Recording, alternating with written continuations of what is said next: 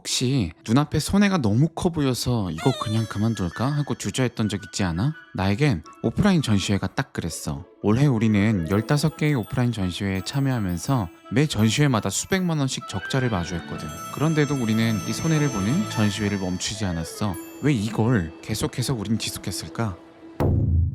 아이 건강식품을 만드는 일을 시작하면서 가장 큰 고민이 하나 있었는데, 그것은 바로 어떻게 하면 정말 많은 아이들에게 우리 제품을 먹여볼 수 있을까라는 것이었다. 아이 건강식품을 만드는 우리에게 가장 중요한 건 아이들이 잘 먹는 것이라고 생각했기 때문이다. 하지만 아무리 좋은 제품일지라도 아이들이 먹지 않으면 아무런 소용이 없다. 왜냐하면 우리가 어린 시절 때는 부모님이 혼낼 때 우리는 억지로 코를 막고 먹던 때가 지금은 절대 아니다. 그렇기 때문에 부모님들은 아이가 먹지 않으면 절대 구매하지 않는 시대가 되었다. 그래서 어떻게 하면 더 많은 아이들에게 우리 제품을 경험하게 할 수 있을까 하고 고민했다. 그렇게 떠올린 것이 바로 오프라인 전시회였다. 무조건 먹여봐야 판매할 수 있다라는 간절한 마음으로 우리는 오프라인 전시회 준비를 시작했다. 전시회 준비 과정은 생각보다 할 게 많았다. 단순히 제품만 가지고 가서 고객들에게 우리 제품을 소개하고 판매하면 되는 게 아니었다. 부스 대여, 그리고 부스 디자인, 그리고 제품을 설명할 수 있는 자료를 제작하고 시식을 위한 준비, 또 외부에서 행사가 진행되다 보니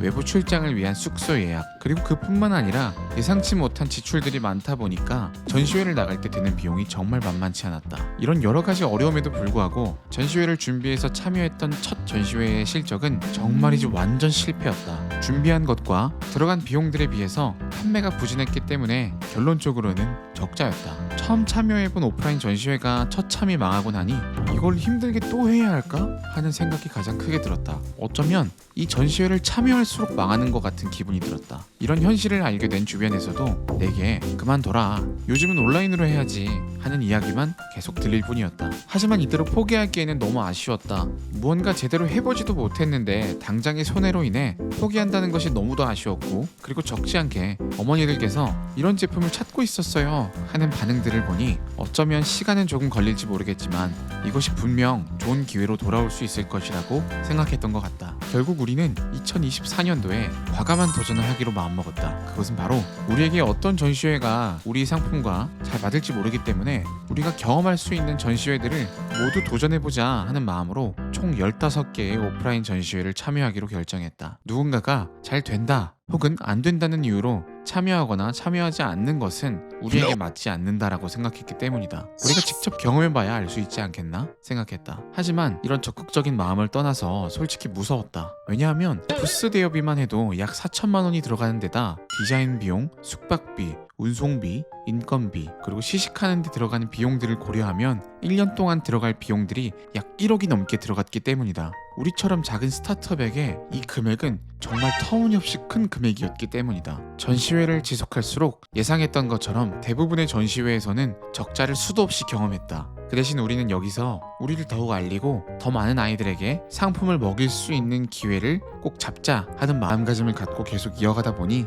부모님들의 마음을 사로잡자 하는 마음들은 더욱 단단해졌다. 그렇게 꾸준하게 참여하기로 한 이런 선택들은 우리에게 예상치 못한 놀라운 결과들을 불러오게 되었다.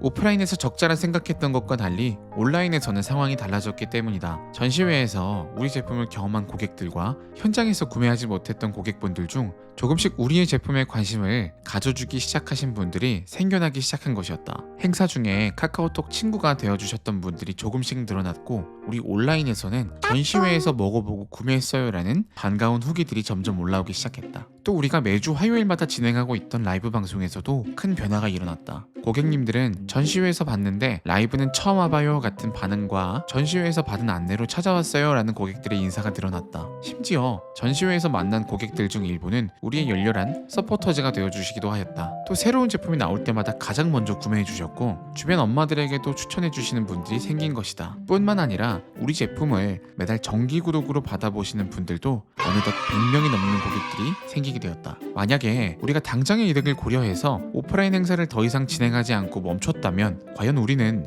6만 명이 넘는 아이들에게 우리 제품을 먹여볼 수 있는 기회를 얻을 수 있었을까? 절대 그런 기회는 없었을 것이라고 생각한다. 또 우리가 수험생 타깃이었던 이 상품을 이 오프라인 행사가 아니었다면 어린아이들을 위한 제품으로 변경할 수 있었을까? 나는 절대 그렇지 못했을 것이라고 생각한다. 비록 당장의 매출은 적자였지만 우리는 그보다 더 소중한 것들을 얻었다. 우리 제품을 직접 경험하신 뒤에 신뢰해주시는 진정한 고객들의 마음을 얻은 것이다. 이렇게 만난 수많은 고객님들은 이제 우리의 가장 든든한 지원군이 되어주었다. 또 그 누구보다 열렬한 우리 브랜드의 영업사원 역할을 해주시는 소중한 분들이 되어주셨다. 물론 오프라인 전시회는 우리에게 눈앞의 상황만을 보자면 당연하게 그만두어야 했을 일이었다. 왜냐하면 금전적으로 여유가 있지도 않았던 상태였음에도 매번 심각한 적자를 기록했으니까 말이다. 하지만 지금 와서 생각해보면 이 방법은 우리를 탄탄하고 안정적으로 성장시켜줄 수 있는 최고의 홍보 수단이었다라고 생각한다. 그리고 이런 선택이 옳았다는 것을 우리는 시간이 지나면 지날수록 더욱 분명하게 확신할 수 있었다.